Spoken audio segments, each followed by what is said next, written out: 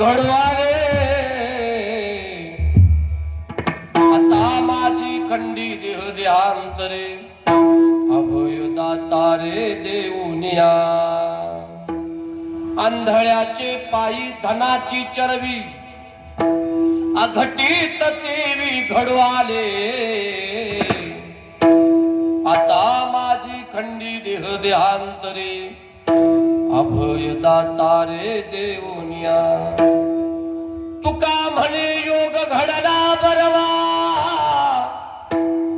आता कास देवा न सोडी मी आता माझी खंडी देह देहांतरे अभय दातारे देऊनिया पांडुरंगा करू प्रथमान मला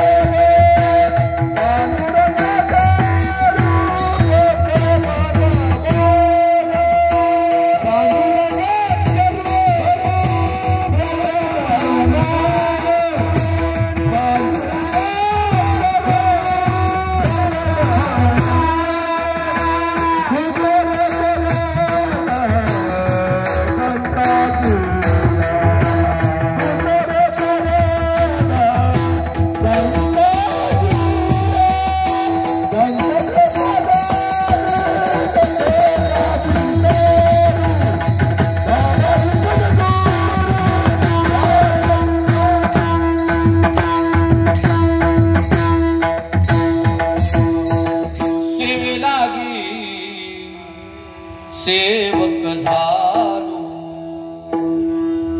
तुमच्या लागलो निज चरणा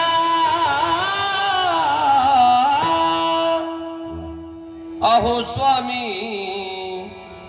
तुकया देवा यावरी न करावा अभेरू जयांचे केल्या स्मरण होय सकळ विद्यांचे अधिकरण तेच वंदो श्री चरण श्री गुरूंचे ते नमस्कारुणी आता शिव भोळा चक्रवर्ती त्याचे पाय माझे चित्ती वाचे वदता शिवनाम तया न बाधी क्रोध काम पावला हा देह कागदाली न्याय न घडे उपाय घडवाले आता माझी खंडी देह देहांतरे अभय दातारे देऊनिया प्रस्तुत प्राप्त प्रसंगी प्राप्त स्थळी कीर्तन रूपी सेवेकरिता निवडलेला अभंग विश्व उद्धारक विश्व गोस्वामी श्रीमंत जगद्गुरु तुकाराम महाराज यांचा असून या अभंगाच्या द्वारा जगद्गुरु तुकाराम महाराज अखिल कोट ब्रह्मांड नायक भगवान पंढरीश परमात्म्याकडे मागणी मागून नरदेहाचं महत्व प्रतिपादन करतात. विठ्ठल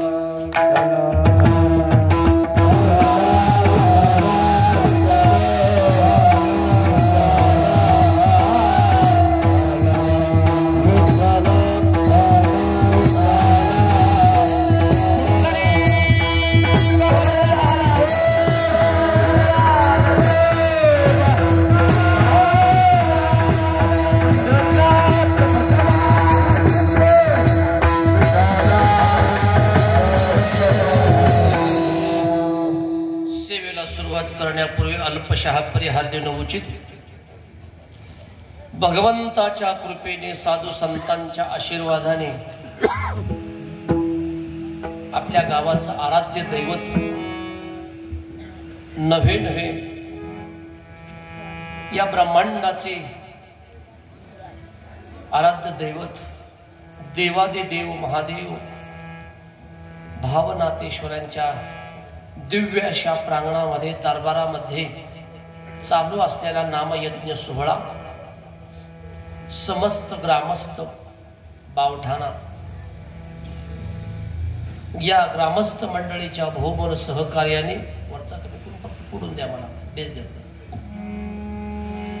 ग्रामस्थ मंडळीच्या बहुमोल सहकार्याने अन्नदान देणगीदार हितचिंतक मायबाप यांच्या सर्वांच्या प्रयत्नाने सहकार्याने चालू असलेला सोहळा गेली अनेक वर्ष आपण तन मन धन प्राण अर्पण करत आहात, सेवा करत आहात.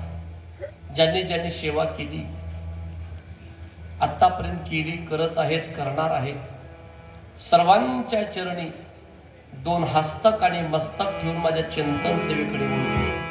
उपस्थित सर्व गोड मृदंग वादक महेश महाराज, प्रख्यात संगीत अलंकार संगीत विशारद पेटी वादक आमचे सचिन महाराज, समाधान महाराज तबला वादक, तसेच विनेकरी गावातील पंचक्रोशातील सर्व गायक वृंद आणि आमचे विद्यार्थी मंडळ, बहुश्रुत असणारे मातृवर्ग पितृवर्ग श्रोते मंडळी, निसर्गाच्या अभावी प्रतिकूल परिस्थिती निर्माण झाल्यामुळे थोडीशी उपस्थिती आपल्याला कमी भासत आहे. असो, परंतु ज्यांची श्रद्धा गाढ आहे अशाही परिस्थितीला तोंड देऊन तुम्ही या दिव्य अशा दरबारामध्ये तुम्ही ऐकण्याकरता श्रवण सुखाकरता आला आहात. माझा पुढच्या बाजूचा मंडप फाटलेला दिसतो. कालचं जे वातावरण असं होतं भयानक होत. काय फक्त 1 ते सव्वा तासामध्ये तुम्हाला गोदडी हॉस्पिटल मध्ये ऍडमिट करून टाकू. विठाला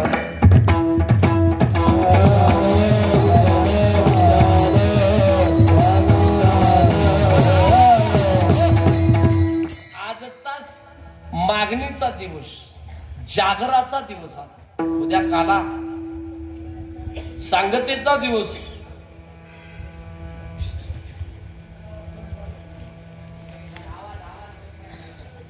आज भगवंताला मागणी मागली जाते.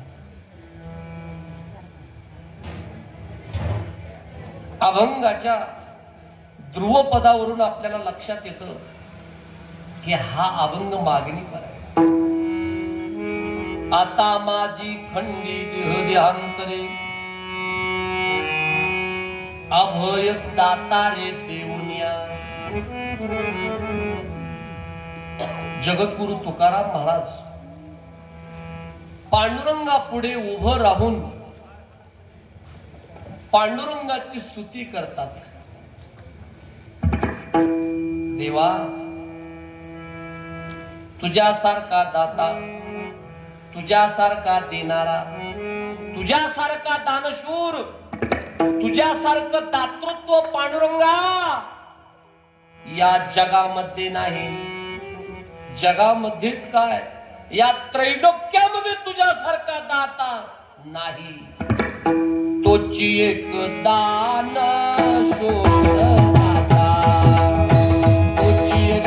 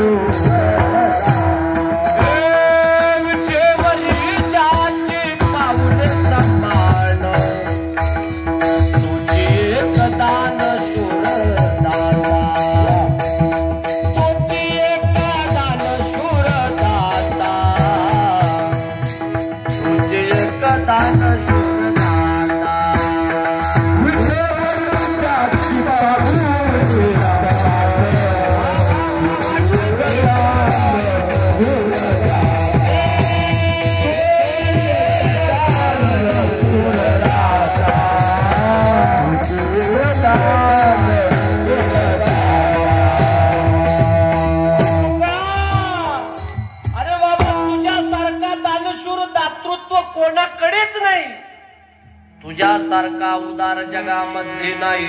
संतांनी वेळोवेळी देवाची स्तुती गोडवे गायलेली.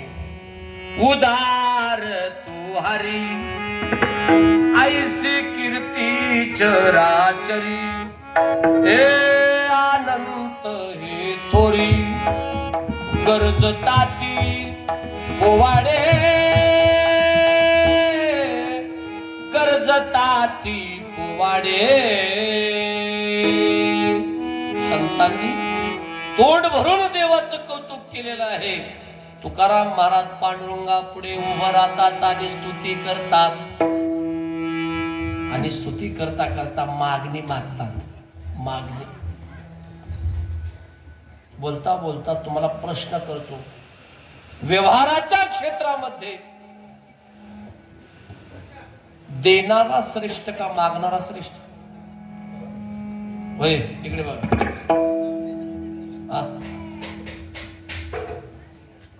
काहीतरी म्हणा का, मी का तुमच्यावर केस करणार आहे? देणारा श्रेष्ठ का मागणारा श्रेष्ठ? तुम्ही काही म्हणू नका. मागणारा तर म्हणले का नाही, देणारा तर मागणारा तर मागणारा, देणारा तर देणारा. तुम्हाला घ्यायची बी नाही आणि द्यायची बी नाही.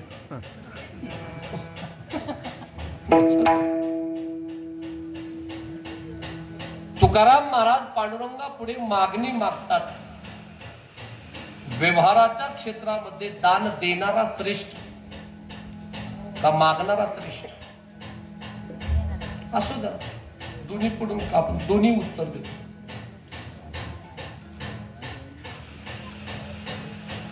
एका भक्तानी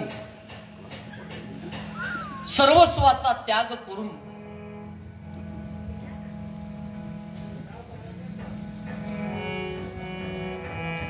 एकांतवासामध्ये जाऊन नामसाधना सुरू केली. नामसाधना, घरादाराचा त्याग केला, नामसाधना सुरू केली. 12 वर्षांनी त्याची नामसाधना फलद्रूप झाली. दररोज एकांतवासामध्ये जाऊन भगवंताची पूजा अर्चा करत असे. करावी ती पूजा म्हणेची उत्तम. करता करता त्याच्या जीवनामध्ये असा एक सुवर्ण क्षण उदयाला आला. सकाळी सकाळी ब्रह्म मुहूर्तावर भगवंताचं ध्यान करतो काय आणि प्रत्यक्ष भगवंताचं प्रागट्य होतं काय. डोळे झाकलेले होते. देवाने खांद्यावरती थाप टाकली आणि सांगितलं, भक्ता उठ. तुझ्या निष्काम नामस्मरण भक्तीला पाहून मी भाळलो आणि मी तुझ्यापर्यंत आलो. डोळे उघड. डोळे उघडून पाहिल्यानंतर काय, देखिला देखिला माये देवांचा देव, विठ्ठला संदेह निमाले तुझे पण. ज्याचा आपण रात्रंदिवस ध्यान करत होतो तोच परमात्मा आपल्या पुढे उभा आहे. पाहिल्यानंतर कंठ दाटून आला. घळघळ घळघळ अशा प्रकारे अश्रू धावू लागले. रडू लागला आणि लट लट लट कापाय लागला. तेवढ्यामध्ये देव म्हणतात, अरे भक्ता, मला अनेक भक्ताची कामं करायची, लवकर माग, तुला काय पाहिजे ते. तो म्हणाला, देवा तुम्ही अचानक प्रगट झाल्यामुळे मला काय मागावं हे मला काही कळत नाही. थोडासा मला अवधी वेळ द्या, मी तुम्हाला उद्या सकाळी सांगतो. असं म्हटल्यानंतर देव म्हणले, हे बघ, तू मागण्या कितीही मागितलास तरी पूर्ण करणार नाही.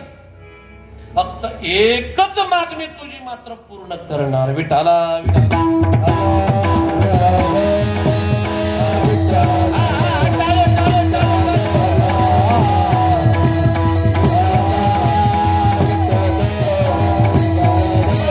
कितीही मागितलास परंतु देणार नाही. एक मागणी पूर्ण करणार. जा. देव अदृश्य झाले. देव अदृश्य झाले. अदृश्य झाल्यानंतर हा घरी आला. घरी आल्या आल्या आई पडवीमध्ये गोठ्यावरती बसलेली होती. असो, आईचं दर्शन घेतलं आणि आईला म्हणायला लागला, आई, तू म्हणत होती ना देवा धर्माच्या नादी लागून काय मिळणार आहे, परंतु माझं भाग्य असं उदयाला आलेलं आहे की मला देव प्रसन्न झाले आहेत. देवाने सांगितलं काय मागायचे ते माग. मग आई मला सांग ना देवाकडे काय मागू. आई म्हणते, बाळा, 2 वर्ष झालं मी आंधळी झाली, मला नीट दिसत नाही, दृष्टीहीन झालेली आहे. मग काय कर, 2 सुना काही कामाच्या नाहीत म्हणले, मला वेळेवर चहा सुद्धा देत नाही. मग मागता आलं तर 2 डोळे माग, दृष्टी माग. असं म्हटल्यानंतर ठीक आहे म्हणला. बाबा कामावरून शेतावरून आले. वडिलांचं दर्शन घेतलं आणि म्हणाला, बाबा, मला देवाची प्राप्ती प्रसन्न झालेली आहेत, काय मागू. अरे देव कुठं प्रसन्न होतोय का, खरंच झालाय. मग माग, काय मागू. काय नाही, 4-5 किलो सोनं माग, माझे कायमची दरिद्री निघून जाईल. ठीक आहे. घरात प्रवेश केला. घरामध्ये प्रवेश केल्यानंतर किचन घरामध्ये गेला. याची सौ, याची पत्नी होती, म्हणायला लागला, बघ, तू म्हणत होती ना देवा धर्माच्या नादी लागून काय मिळणार आहे, सांग काय मागू ते. तिने मोठ्या आवेशाने सांगितलं, अहो काय मागू, काय विचारता, लग्न होऊन 5 वर्ष झालं घरामध्ये, अजून काय. थोडी ज्ञानेश्वरी आहे, गाथा आहे, लगेच पाळणा आणत नाही. मुलगा मागा, मुलगा. म्हणले ठीक आहे. झोपला. झोपल्यानंतर रात्रीचे 12 वाजले, 1 वाजले, 1:30 वाजले, 2 वाजले, तरी झोप का येईना. झोप का येईना. झोप न येण्याचं कारण काय होतं. मागण्या किती आहेत, 3. देव देणार आहे किती, 1. सारखा प्रश्न गोंधळत होता. सकाळी सकाळी देव प्रगट झाले. अरे लवकर माग भक्ता. देवा देणार, हो देतो, म्हणूनच मला देव म्हणतात. देणार देवा, मग द्या, लवकर माग, द्या देवा द्या. काय, माझ्या आईला, आईला म्हणजे शिवी नाही बरं का, त्याचा दुसरीकडे जातो. माझ्या आईला उघड्या डोळ्याने सोन्याच्या पाळण्यामध्ये नातू पाहायचा. बघा तुमची इंडिकेटर एलईडी किती पेटते, विद्युतबत्ती सारखी विजून जातात. बघा त्यानं काय मागितलं, एका मागणी किती मागण्या मागितल्या, कोणत्या कोणत्या. माझ्या आईला म्हणजे माझ्या नाही बरं का, त्याच्या आईला. उघड्या डोळ्याने म्हणजे डोळे कुणाला मिळाले, आईला मिळाले. सोनं कुणाला मिळालं, बापाला मिळालं. नातू कुणाला, मुलगा कुणाला मिळाला, बायकोला मिळाला. मग देणारा श्रेष्ठ का मागणारा, मागणारा. विठाला विठाला. मागणारा तर मागणारा. पुढे ऐका. रात्रीच सूर्यदेवाने कर्णाला स्वप्नामध्ये दृष्टांत दिला. कर्णा, उद्या तुझ्याकडे इंद्र तुझे कवच कुंडल मागण्या करता येणार आहे, ते तू कवच कुंडल देऊ नकोस. रात्री स्वप्नात दृष्टांत झाला. दुसरा दिवस उजाडला. उजाडल्यानंतर सूर्य अस्ताला जात असताना इंद्रानं एका वृद्ध ब्राह्मणाचं रूप घेऊन काठी टेकत कर्णाच्या महालासमोर आला आणि आवाज दिला, ओम भगवंती भिक्षां देहि. असा कर्णोपकर्णी आवाज ऐकू आला आणि कर्ण धावतच आला महाराज. ते दार कर्णाचं होतं, आपलं नव्हतं. कारण कर्णाची ख्याती होती. आतापर्यंत कर्णाच्या दारासमोरून कुणीही अतिथी विनमुख गेला नव्हता. म्हणून माझे संत देखील कर्णाचं तोंड भरून वर्णन करतात. कर्ण भिडता समरांगणी पाणी व्यापियलारणी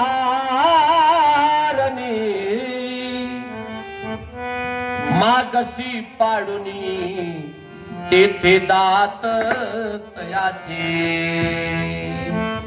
युद्धाच्या प्रसंगी भगवंताने दात मागितले तरी दात पाडून दिला. एवढा कर्ण उदाहरण.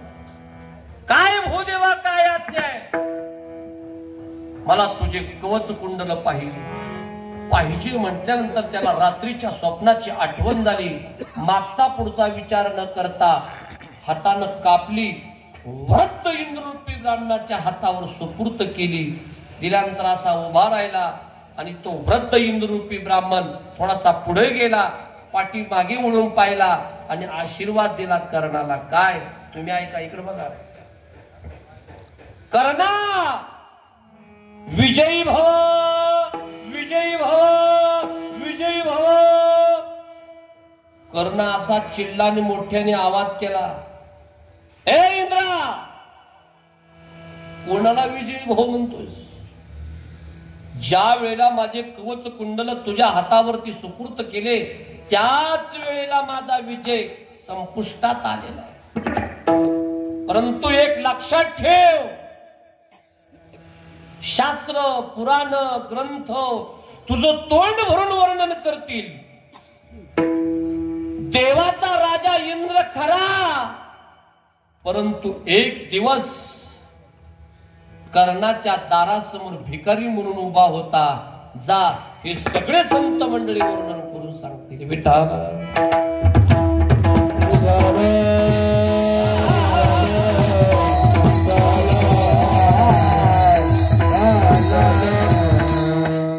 आता सांगा, देणारा का मागणारा?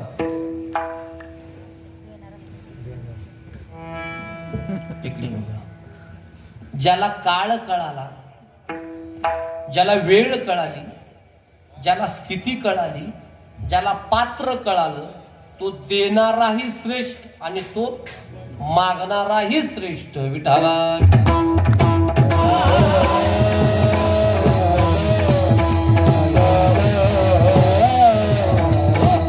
मागणीचा विषय फार गोड आहे.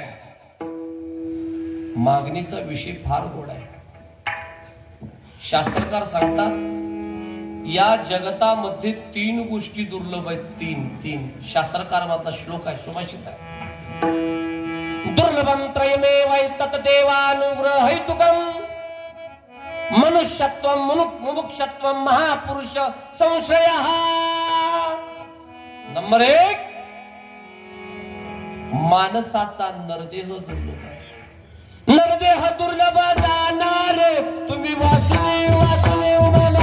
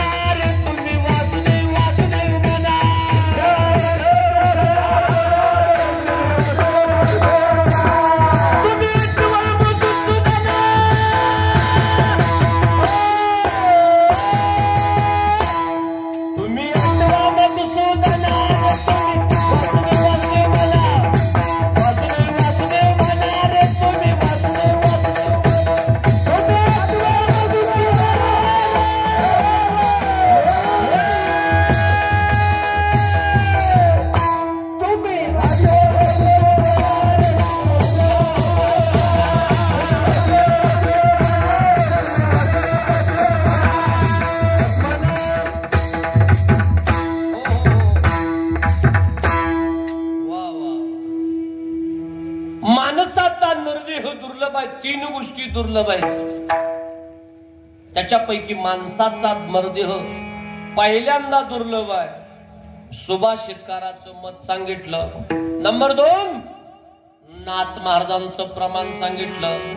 या जगतामध्ये माणसाचा नरदेह अतिशय दुर्लभ आहे. किती दुर्लभ आहे? भागवतकार सांगतात, दुर्लभो मानुषो देहो देहिनाम क्षणभंगुरा तत्रापि दुर्लभम मन्ये वैकुंठ प्रिय दर्शनम. इतका दुर्लभ आहे माणसाचा नरदेह. दुरापास्त आहे. किती दुर्लभ आहे? तुलसीदास महाराज सांगतात, बडे भाग मानुष तनु पावा सुर दुर्लभ सब ग्रंथ नहीं आवा. बड़े भाग मानुष तनु पावा सुर दुर्लभ सब ग्रंथ नहीं आवा. राम सिया राम सिया राम सिया राम. इतका दुर्लभ आहे माणसाचा नरदेह. दुरापास्त आहे, दुर्लभ आहे. किती दुर्लभ आहे? तुम्हाला अनेक संतांचे प्रमाण सुभाषित श्लोक सांगतोय. कबीरदास महाराज म्हणतात, माणसाचा नरदेह दुर्लभ आहे. मनुष्य देह दुर्लभ है न मिले बारंबार. तरुवर से फल गिरे फिर न लगे दार. आता मराठीतून सांगतो की रे माणसाचा नरदेह दुर्लभ आहे की रे. ज्याप्रमाणे झाडाचं फळ तुटल्यानंतर पुन्हा जसं चिटकत नाही की रे, त्याप्रमाणे पुन्हा माणसाचा जन्म नाही की रे. एवढं सांगितलं तरी माणसं ऐकत नाहीत की रे.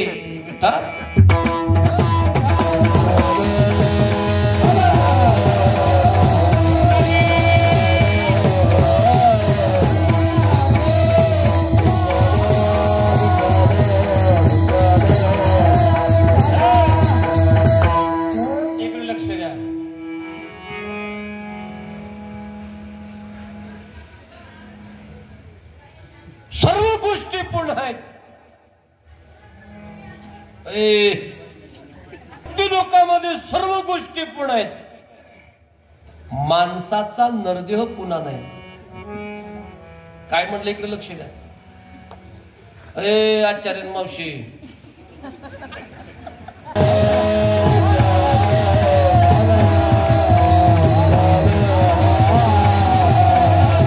माणसाच्या जीवनामध्ये सर्व गोष्टी पूर्ण आहेत. तिकडे लक्ष द्या.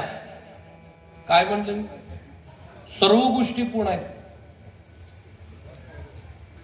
डीजे पुढे नाचणाऱ्या भक्ताला नरदेह वंशमूर नाही.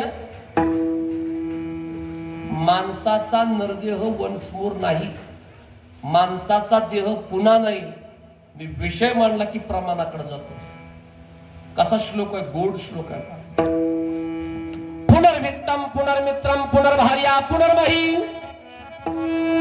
ये तत्सर्वं पुनर्लभ्यम न शरीरम पुनः पुनः. आता मराठीतून सांगतो. संस्कृतात मराठीत सांगावं लोकांना कळत. पुनर्वित्तम म्हणजे पुन्हा. पुनर्वित्तम, वित्त म्हणजे पुन्हा वित्त मिळेल. आपलं वित्त म्हणजे पैसा. आपला पैसा गेलेला पुन्हा पैसा मिळू शकतो. धन कुणाचा मिळालं? धन कुणाचा? पैसा. धन कुणाचं मिळालं? आमचं तुमचं जाऊ द्या. आता भागवत कथाच आहे ना, रामकथा आहे. भागवतामध्ये सुंदर कथा. इंद्राची संपत्ती समुद्रामध्ये जाऊन पडली. दुर्वासाच्या शापाने पडली. का? दुर्वास ऋषीने आपल्या गळ्यातला हार देवादिदेव इंद्र म्हणून गळ्यात टाक. त्या फुलांचा हाराची किंमत न कळाल्यामुळे इंद्राने आपल्या गळ्यातला हार हत्तीच्या पायात आपल्या हत्तीच्या सोंडेत दिला आणि हत्तीनं पायाखाली चिरडला. ते दृश्य पाहिलं दुर्वासाने आणि शाप दिला. इंद्रा, ज्या संपत्तीमुळे तू मदोन्मत्त उन्मत्त झालास, तुझी स्वर्गातली संपत्ती समुद्रामध्ये जाऊन पडेल. आणि घडलं तसंच. बराच काळ लोटला संपत्ती विना. आता काय तिथं कसं चालेल, कारभार कसा चालेल, तिजोरीच नाही, राज्य कसं चालेल. मग समुद्रा मंथन करायचं ठरलं. समुद्रातली संपत्ती काढायची ठरली. त्याकरता सहकार्य घ्यावं लागलं. कोणाचं? राक्षसाचं, दानवाचं. देव दानवाची युती झाली. समुद्र मंथन करायचं ठरलं. वासुकी सर्पाचा दोर केला. मेरू पर्वताची रवी केली आणि समुद्र मंथन सुरू झालं. समुद्र मंथन सुरू झालं आणि एक अवतार खाली जायला लागला म्हणून भगवंताने धरला. त्या अवताराचं नाव काय? कच्छ कूर्म कासव. समुद्र मंथन सुरू झालं आणि मंथन केल्यानंतर त्या मंथनातून इंद्राची संपत्ती, ते सगळं धन, ते रत्न वरती यायला लागले. वा, कोणते रत्न? लक्ष्मी कौस्तुभ पारिजात कसुरा धन्वंतरी चंद्रमा. तिकडची आठवण करू नका बघ लग्नाची. ह्या मंगलाष्टका तर आहेत, ह्याच म्हणा लग्नात. कारण आपलं मंगल व्हायचं असेल तर मंगलच म्हणायचं. 14 रत्न आहेत, गोड आहेत. नद्यांचे नाव आहेत, खूप गोड आहेत. गंगा, सिंधू, सरस्वती च यमुना, गोदावरी, नर्मदा, कावेरी, शरयू, महेंद्र तनया, चर्मन, सरपंच, जिल्हा परिषद सदस्य, आमदार, खासदार. हल्ली ह्या मंगलाष्टिका राहिल्या नाहीत. काळाच्या ओघामध्ये डोब चालली. गोड आहे. मला याच्यातून एकच सांगायचे, पुनर्वित्तम. गेलेला पैसा, धन माणसाचं पुन्हा मिळू शकतो. पुनर्वित्तम, पुनर्मित्रम, मित्र पुन्हा मिळू शकतो. काय? पुन्हा मित्र मिळू शकतो. वनव्यात जाणं कशात जाते? खड्ड्याचा. पुनर्मित्रम. नंबर 3, पुनर्भार्या. पुनर्भार्या मिळू शकते. भार्या म्हणजे बायको. बायको म्हणजे मराठी भाषा अभिजित दर्जा मिळाला, जागतिक दर्जा मिळाला मराठी भाषा. मराठी भाषा अनेक अर्थाचे शब्द आहेत. भार्या म्हणजे बायको, बायको म्हणजे पत्नी, पत्नी म्हणजे घरवाली, आणि दुसरी बाहेरवाली. घरवाली, घरवाली म्हणजे अर्धांगिनी, सहचारिणी. माझ्याकडे राग बघायची नाही बरं का मावली. महिला मंडळाने माझ्याकडे राग पाहायचं नाही. नवनाथ ग्रंथ कुणी वाचलाय का? नवनाथ ग्रंथ. भर्तृनाथाची कथा आहे. भर्तृनाथांची पत्नी वारली. मेली. कशी मेली तेवढी विचारू नका. वारल्यानंतर शोक करू लागले. हाय बिगले, गुरु गोरक्षनाथाची स्वारी आली. शोक करू नका, जाऊ द्या. नाशिवंत देह, जाणार सकळ, आयुष्य खातो काळ सावधान. परंतु जास्त विलाप करू लागले, शोक करू लागले. त्यांनी एक कृती केली. एक माठ गाडगं घेतलं आणि त्यांच्या भोवती आणून फोडलं. फोडल्यानंतर गुरु गोरक्षनाथ ते सुद्धा शोक करू लागले. माझा माठ फुटला, माझं माठ फुटला, गाडगं फुटलं. भर्तृनाथाला अडचण होऊ लागले. ते म्हणले, ओ बुवा, माठ फुटला यात काय नवल आहे? बाजारात जाऊन असे हजारो माठ आणून देईन तुम्हाला. ते पण गुरु गोरक्षनाथ होते. अरे, ज्या पिंगलीसाठी रडतोय बायकोसाठी त्या सुद्धा 1000 आणून देईन. कसं काय? कमंडलूतलं पाणी घेतलं, अभिमंत्रित करून फेकलं, 1000 पिंगला आकाशामध्ये दिसल्या. पुनर्भार या, तुम्ही टेन्शन घेऊ नका. पुनर्भार या, तसं हे सुद्धा पुनर्पती असं जमलं. हे बस झाले.